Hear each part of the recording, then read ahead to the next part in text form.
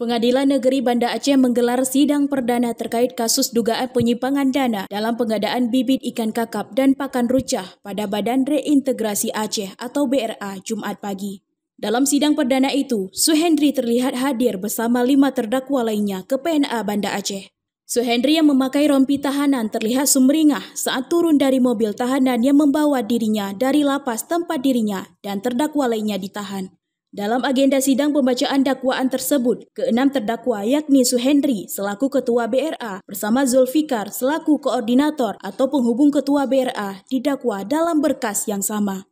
Sedangkan ke-4 terdakwa lainnya, Muhammad selaku KPA, Mahdi selaku PPTK, Zamzani selaku peminjam perusahaan dan pelaksanaan, serta Hamdani sebagai koordinator rekanan didakwa dalam berkas terpisah. Sidang dipimpin oleh Hakim Ketua M. Jamil, anggota Dedi dan Heri Alfian, dan Jaksa Penuntut Umum Ibnu Filman, Soladuddin dan Zilzaliana.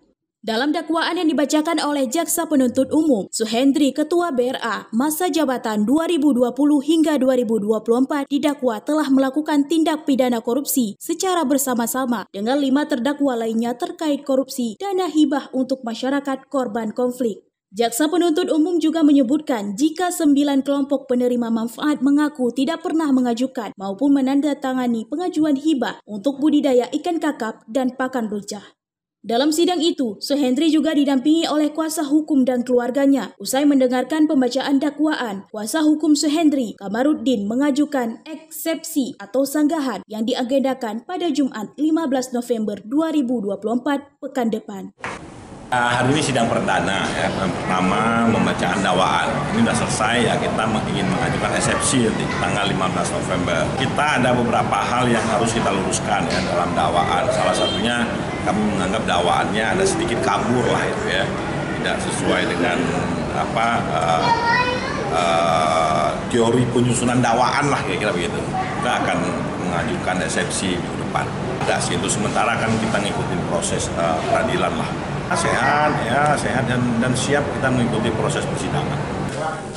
Berdasarkan audit perhitungan kerugian keuangan negara oleh Auditor Inspektorat Aceh, akibat perbuatan terdakwa menyebabkan kerugian negara yang ditaksir mencapai 15,3 miliar rupiah. Ke-6 terdakwa dianggap telah melanggar pasal 2 dan 3 junto pasal 18 ayat 1 huruf A dan B ayat 2 Ayat 3 Undang-Undang Nomor 31 Tahun 1999 tentang Pemberantasan Tindak Pidana Korupsi, junto Pasal 55 Ayat 1 ke 1 KUH Pidana. Dari Banda Aceh, Lala Nurmala melaporkan untuk Puja TV.